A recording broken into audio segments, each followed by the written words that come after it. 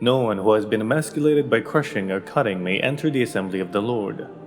No one born of a forbidden marriage, nor any of their descendants may enter the assembly of the Lord, not even in the 10th generation. No Ammonite or Moabite or any of their descendants may enter the assembly of the Lord, not even in the 10th generation. For they did not come to meet you with bread and water on your way when you came out of Egypt, and they hired Balaam son of Beor from Pethor in Aram Naharaim to pronounce a curse on you. However, the Lord your God would not listen to Balaam, but turned the curse into a blessing for you. Because the Lord your God loves you, do not seek a treaty of friendship with them as long as you live. Do not despise an Edomite, for the Edomites are related to you. Do not despise an Egyptian, because you resided as foreigners in their country. The 3rd generation of children born to them may enter the assembly of the Lord. When you are encamped against your enemies, keep away from everything impure.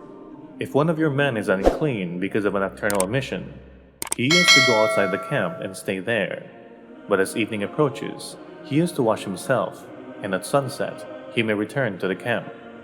Designate a place outside the camp where you can relieve yourself. As part of your equipment, have something to dig with, and when you relieve yourself, dig a hole and cover up your excrement.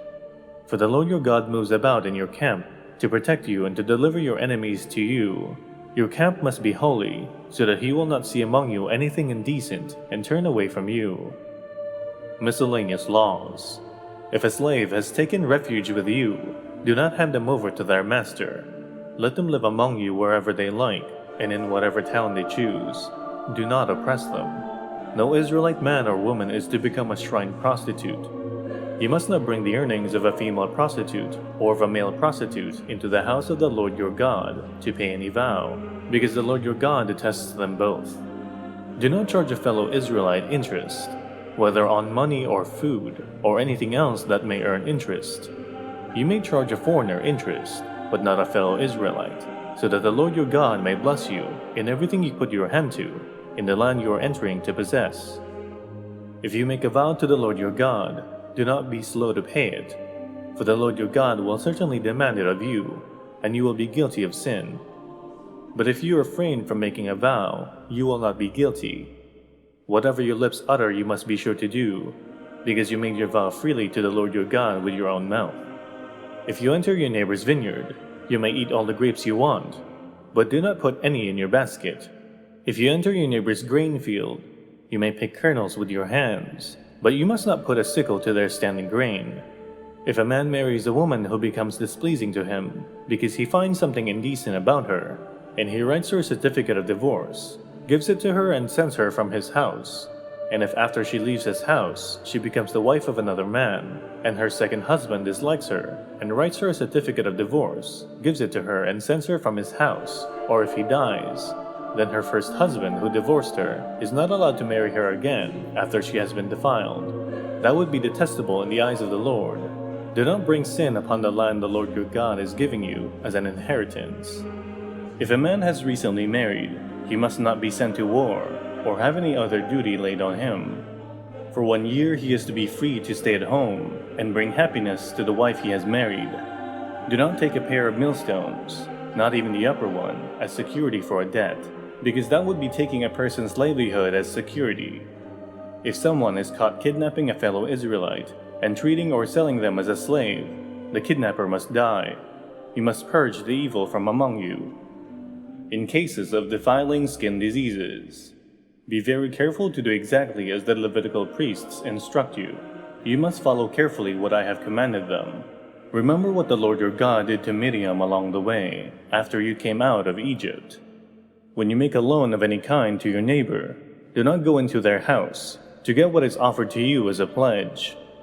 Stay outside and let the neighbor to whom you are making the loan bring the pledge out to you. If the neighbor is poor, do not go to sleep with their pledge in your possession. Return their cloak by sunset so that your neighbor may sleep in it. Then they will thank you, and it will be regarded as a righteous act in the sight of the Lord your God.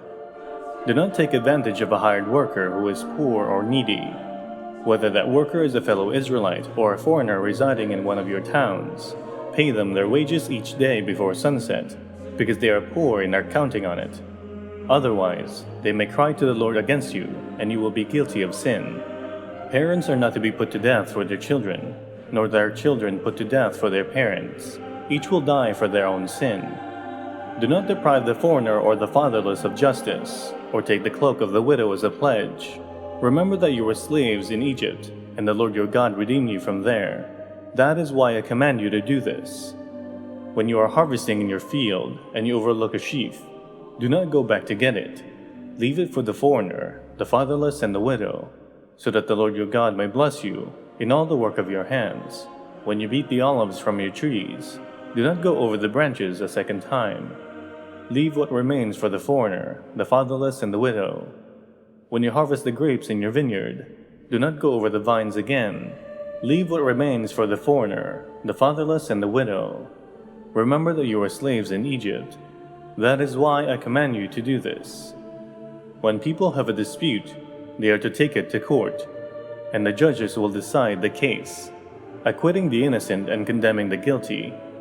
If the guilty person deserves to be beaten, the judge shall make them lie down and have them flogged in his presence, with the number of lashes the crime deserves. But the judge must not impose more than 40 lashes. If the guilty party is flogged more than that, your fellow Israelite will be degraded in your eyes. Do not muzzle an ox while it is treading out the grain.